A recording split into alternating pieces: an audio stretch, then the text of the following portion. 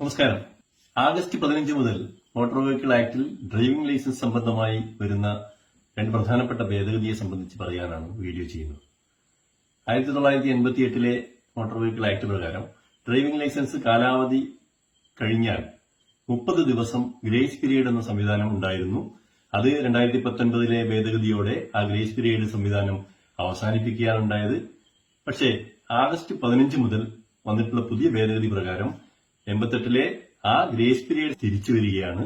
അതായത് driving licence കാലാവധി തീർന്നു കഴിഞ്ഞാൽ 30 ദിവസം വരെ നിങ്ങൾക്ക് ആ ലൈസൻസിന് കാലാവധി ഉണ്ടായിരിക്കുന്നതാണ് എന്നാണ് ഭേദഗതിയിലൂടെ വന്നിട്ടുള്ളത്. ലൈസൻസ് പുതുക്കാൻ മറക്കുന്ന ഒരുപാട് ആളുകൾക്ക് ഗുണം ചെയ്യുന്ന ഒരു ഭേദഗതിയാണ്. മറ്റൊരു പ്രധാന ഭേദഗതി, ഈ നിലവിൽ ഡ്രൈവിംഗ് ലൈസൻസ് പുതുക്കുന്നത് ഒരു വർഷത്തിനകം, തീരുന്നതിന് ഒരു വർഷത്തിന് മുൻപ് വരെ നമുക്ക് പുതുക്കാമായിരുന്നു. എന്നാൽ അങ്ങനെ പുതുക്കുന്ന സമയത്ത് ഡ്രൈവിംഗ് ലൈസൻസിന്റെ കാലാവധി ആരംഭിക്കുന്നത് എപ്പോഴാണോ ആ ഡ്രൈവിംഗ് ലൈസൻസ് അപ്രൂവ് ചെയ്യുന്നത് ആ ഡേറ്റ് മുതലായിരുന്നു.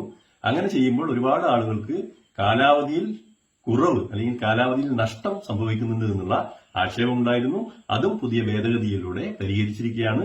ആഗസ്റ്റ് 15 മുതൽ നിങ്ങൾ റിന്യൂവലിന് വേണ്ടി കൊടുക്കുന്ന ലൈസൻസ് എപ്പോഴാണോ ഡ്രൈവിംഗ് ലൈസൻസിന്റെ കാലാവധി തീരുന്നത് അന്ന് മുതൽ റിന്യൂ ചെയ്ത് നൽകുന്നതാണ്. ഒരു വർഷത്തിനകം നിങ്ങൾ പുതുക്കിയാലും നിങ്ങളുടെ കാലാവധിക്ക് കോട്ടം തട്ടാതെ അവസാന കാലാവധി തീയതി മുതൽ പുതുക്കി നൽകുന്ന ഭേദഗതിയും കൂടി ആഗസ്റ്റ് മാസം 15 മുതൽ വരികയാണ്. നന്ദി, നമസ്കാരം.